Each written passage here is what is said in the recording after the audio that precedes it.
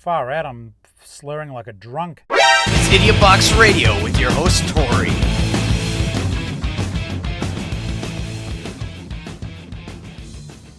G'day friends, welcome to the show. This is Idiot Box Radio coming to you live and direct from Geelong, Victoria, Australia. I really hope that you're well. And if you're not, email me at idiotboxradio@gmail.com. I thought I'd do a video because, sometimes we've got to look at each other in the eye and go, g'day. So today we're doing a book review. But first I want to say, please do email the show. I do read them out. And if you've got a spare $1.50 a month, support the Patreon. Go to Idiot Box. Far out, I'm slurring like a drunk. Go to idiotboxradio.com to find out more. You've got all the links there. I do TikTok, YouTube, Apple Podcast, Instagram, Facebook, stuff. Twitter, which I don't do enough. Anyhow, we're going to talk about books today. Do you guys like documentaries? I know that I do. One of the guys I do like who makes documentaries and does a very good job of it is Louis Theroux. And he wrote a book. Now, if you're wondering who the hell Louis Theroux is, well, he's the English guy who is gangly and awkward, got the glasses, and he looks like that. I find him amazing. He sort of specializes in those awkward scenarios where he asks the questions that you and I really want to ask. And this is a biography of his life, and I found it utterly fascinating. So from his humble beginnings through to him becoming quite famous, he writes very candidly about the things he's done, the people he's seen, including, and everyone's talking about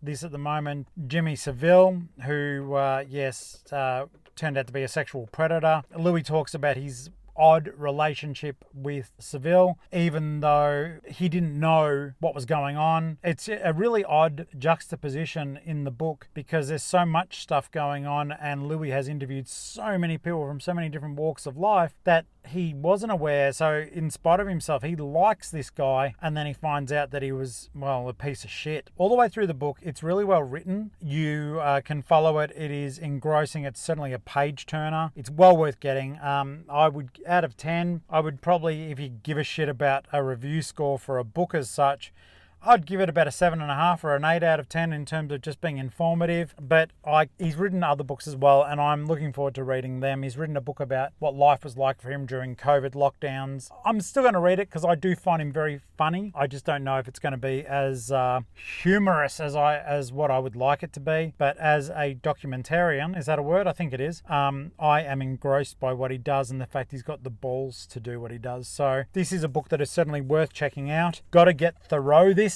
Play on words. It's a play on words, and that's explained in there as well. And he'll even talk about things like how he has become a bit of a pop culture sensation, and just how you've even got little things like people getting tattoos of him. I mean, why wouldn't you want a tattoo of that face? Why wouldn't you want a tattoo of that face? That was a video joke, guys. If you're listening through Apple Podcasts, I pointed to my own face, but if you do want to see what I was talking about, go to idiotboxradio.com and you'll see what I was pointing at, even though I just told you. So thereby and therefore sort of negating the need for you to go to the channel and subscribe to it, even though it would be helping me out. All things said and done, thoroughly enjoyable book from a very entertaining and educated man, written for everyone to enjoy, brutally honest, brutally funny. He does not shy away at having a good old-fashioned crack at himself or a good old-fashioned crack at people who deserve it. So be sure you do check out Gotta Get Theroux this, as I thoroughly enjoyed it, and therefore you will too, because you're educated people and you know that I love you heaps. Make sure you become a patron and get this book.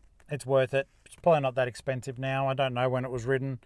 Let's have a quick look. Can I see when it was written? It was written in 2019, so it is current, and so really pre-pandemic-y sort of things kicking off, and then he wrote another book during the pandemic. Scientology's in here, Jimmy Savile's in here, and a whole heap of British MP, sex scandals, odd people in America, weird weekends, and so much more. If you're an Australian, you can find a lot of these documentaries on Stan. If you are not, then look up where you can watch them yourself through the streaming service of your choice, or use your eyeballs, read the words, and imagine it happening. Till next time, guys, love you, thank you for watching, and I'll catch you later. Okay, bye.